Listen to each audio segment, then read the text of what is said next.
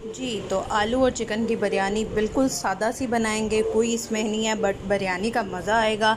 चलिए चलते हैं रेसिपी की तरफ। बहुत मज़े की है और बहुत इजी वे में मैंने इसको समझाया है, तो झटपट जो है वो ये रेडी हो जाएगी और आप लोग घर पे बिरयानी एंजॉय कर सकेंगे। तो चलिए चलते हैं रेसिपी की तरफ। रहीम अस्सलामुअलैकुम। हुज़ैफ़ा's किचन में सबका वेलकम है। मैं हूँ ज़ोहरा उमर। आज मैं लेके आई हूँ आप लोगों के लिए सादा बिरयानी की रेसिपी, जो कि झटपट रेडी होगी।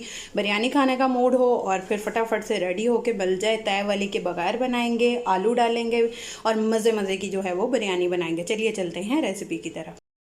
एक मीडियम साइज़ का मैंने प्याज लिया है, इसमें 1 कप कुकिंग ऑयल ऐड कर देंगे। 1 कप कुकिंग ऑयल ऐड करने के बाद इसको लाइट ब्राउन जो है वो हम फ्राई कर लेंगे प्याज को। जब तक हमारा प्याज जो है वो ब्राउन हो रहा है, इसमें एक कड़ी पत्ता ऐड कर देंगे और 1/4 टी